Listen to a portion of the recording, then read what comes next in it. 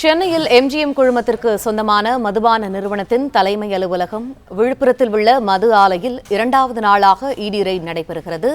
கூடுதல் தகவல்களை எமது செய்தியாளர் கதிரவன் வழங்க கேட்போம். கதிரவன், இது குறித்தான முழு விவரங்கள் என்ன? டாஸ்மாக் மதுபான கொள்முதல் முறைகேடு தொடர்பாக தமிழகத்துல 20க்கும் மேற்பட்ட இடங்கள்ல அமலாக்கத்துறை அதிகாரிகள் திடீர் சோதனையில இறங்கினார்கள்.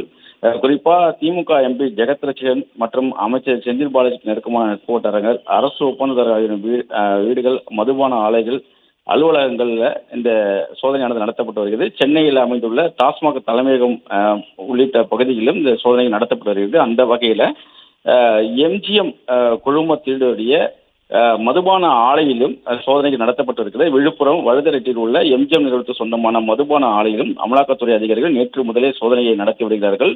நள்ளிரவிலும் சோதனைகள் நடைபெற்று வருகிறது. இரண்டாவது நாளாக இன்றும் சோதனைகள் தொடர்கிறது. அதே போலதான் ராயப்பேட்டை பகுதியில் இருக்கக்கூடிய டாக்டர் ராதாகிருஷ்ணன் சாலையில் இருக்கக்கூடிய எம்ஜிஎம் சென்டர் மற்றும் எம்ஜிஎம் சஃபால் என்ற 2 அலுவலகங்களிலும் அமலாக்கத்துறை அதிகாரிகள் சோதனைகளை மேற்கொண்டு வருகிறார்கள். எம்ஜிஎம் சஃபால் என்ற நிறுவனம் இந்த மதுபானங்களை ஏற்றுமதி மற்றும் இறக்குமதி செய்வதாகவும், அது மதுபானங்களை விற்பனை செய்யக்கூடிய மதுபான ஆலையுடைய தலைமை அலுவலகமாக செயல்பட்டு வருவதாகவும் தெரிவிக்கப்பட்டிருக்கிறது. குறிப்பாக மதுபான கொள்முதல் முறைகேடு தொடர்பாக பல்வேறு இடங்களில் இந்த சோதனைகள் தொடர்ந்து நடைபெற்று வருவதாகவும் தெரிவிக்கப்பட்டிருக்கிறது. தமிழகத்தை 4829 மதுபான கடைகள் இருப்பதாகவும், சுமார் 80 கோடி மதுபானங்கள் அது மூலமாக விற்கப்படுவதாகவும் தெரிவிக்கப்பட்டிருக்கிறது.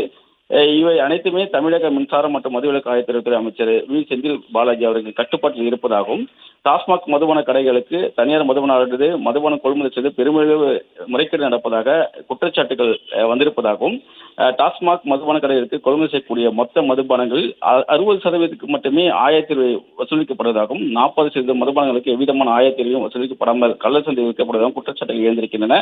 பெருமளவுக்கு இதனால அரசுக்கு நஷ்டம் ஏற்படுவதாகவும், 19 தனியார் மதுபான ஆலைகளில் இருந்து மதுபானங்கள் கொள்முதல் செய்யும் நிலையில ஆட்சியாளருக்கு நெருப்பான மதுபான ஆலைகளில் இருந்து மட்டுமே அதிக அளவில் மது பாட்டில்கள் கொள்முதல் செய்யப்படுவதாகவும் குற்றச்சாட்டுகள் எழுந்தன. அதன் அடிப்படையில் தான் தற்போது அமலாக்கத்துறைகள் சோதனைகளை மேற்கொண்டு வருவதாகவும் தெரிவிக்கப்பட்டிருக்கிறது. டாஸ்மாக் அதிகாரிகள் மீது கடந்த 2021 ஆண்டு முதல் ஊழல் தடுப்பு துறையினர் பதிவு செய்த 35 வழக்குகளை அமலாக்கத்துறை தங்கள் விசாரணைக்கு எடுத்துக் கொண்டதாகவும், அதன் அடிப்படையில் தான் தற்போது இந்த சோதனைகளை நடத்தி வருவதாகவும் தெரிவிக்கப்பட்டிருக்கிறது.